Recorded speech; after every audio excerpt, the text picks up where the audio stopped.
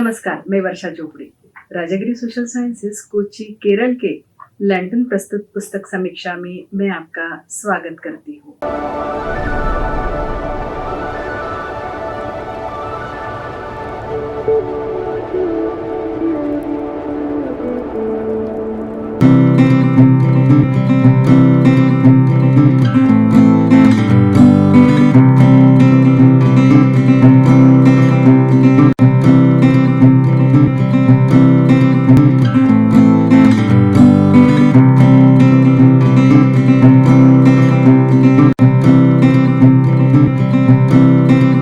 आज बात करेंगे डॉक्टर एपीजे अब्दुल कलाम की किताब मेरी जीवन यात्रा माय जर्नी इस हिंदी अनुवादित पुस्तक के बारे में। डॉक्टर कलाम कहते हैं, जिंदगी और समय विश्व के दो सबसे बड़े अध्यापक है। जिंदगी हमें समय का सही उपयोग करना सिखाती है, जबकि समय हमें जिंदगी की उपयोगिता बताता है। अपने आत्मकृति माय जर्नी में कलाम साहब ने लिखा है, जीवन के वे दिन काफी कसमसाहट भरे थे। एक तरफ विदेश में शानदार करियर था, तो दूसरी तरफ देश सेवा का आदर्श था। बचपन के सपने को सच करने का अवसर, उसका चुनाव करना कठिन था। मैं दुविधा में था कि आदर्श की ओर चले जाए या फिर मालामाल होने के अवसर को गले लगाया जाए।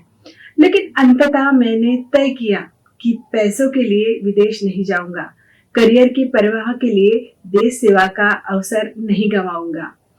यह पुस्तक रामेश्वरम में पैदा हुए बालक से लेकर भारत के 11वें राष्ट्रपति बनने तक का डॉक्टर एपीजे अब्दुल कलाम का सफर है।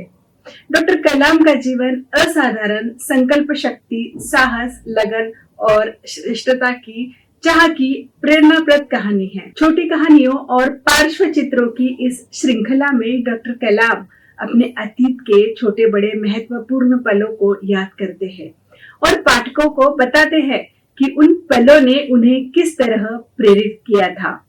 उनके प्रारंभिक जीवन पर गहरी छाप छोड़ने वाले लोगों और तदनंतर संपर्क में आए व्यक्तियों के बारे में वे उत्साह और प्रेम के साथ बताते हैं। वे अपने माता पिता और ईश्वर के प्रति उनके गहरे प्रेम और माता पिता और उनकी सहृदयता, दयालुता, उनके विचारों की दृष्टिकोण को आकार देने वाले अपने गुरुओं समेत सर्वाधिक निकट रहे लोगों के बारे में उन्होंने बड़ी आत्मीयता से इस पुस्तक में वर्णन किया है। बंगाल की खाड़ी के पास स्थित छोटे से गांव में बिताए बचपन के बारे में तथा वैज्ञानिक बनने फिर देश का राष्ट्रपति बनने तक के सफर में आई बाधाओं का, संघर्षों का, उन पर विजय पाने आदि अनेक तेजस्वी बातें उन्होंने इस किताब में बताई हैं। मेरी जीवन यात्रा अतीत की यादों से भरी बेहद निजी अनुभव और ईमानदार कहानी है, जो जितनी असाधारण है उतनी ही अधिक प्रेरक, आनंददायक और उत्साह से भर देने वाली है। मित्र हैरी शेरिडॉन के प्रति आभार प्रकट करते हुए डॉक्टर अब्दुल कलाम कहते हैं, मेरे जीवन यात्रा घटनाओं से भरे जीवन का विवरण है। मेरे मित्र हैरी शेरिडॉन करीब 22 वर्षों से मेरे साथ रहे हैं और अनेक घटनाओं के भागीदार बने हैं। उन्होंने मेरे साथ सुख और दुख दोनों झेले हैं। शेरिडॉन हर तरह के उतार चढ़ाव में मेरे साथ रहे हैं और जब कभी मुझे जरूरत पड़ी उन्होंने मेरी पूरी तरह से सहायता की है। ईश्वर उन्हें और उनके परिवार को सदैव सुखी रखे। इससे पता चलता है कि डॉक्टर अब्दुल कलाम कितने डाउन टू अर्थ थे। डॉक्टर कलाम की पहली तैनाती डीआरडीओ के हैदराबाद केंद्र में हुई थी। 5 सालों तक वे वहां पर महत्वपूर्ण अनुसंधानों में सहायक थे। उन्हीं दिनों चीन ने भारत पर हमला कर दिया था। 1962 के इस युद्ध में भारत को करारी हार की शिकस्त झेलनी पड़ी थी। युद्ध के तुरंत बाद निर्णय लिया गया था कि देश में सामरिक शक्ति का होना जरूरी है। हथियारों से सुसज्जित करना देश की जरूरत है। अनेक योजनाएं बनी जिनके जनक डॉक्टर अब्दुल कलाम थे। डॉक्टर अब्दुल कलाम का कुछ साल बाद हैदराबाद से त्रिवेंद्रम तबादला कर दिया गया था। उनका यह तबादला विक्रम स्पेस रिसर्च सेंटर में हुआ था, जो कि दूसरे इंडियन स्पेस रिसर्च ऑर्गेनाइजेशन का सहयोगी संस्थान था।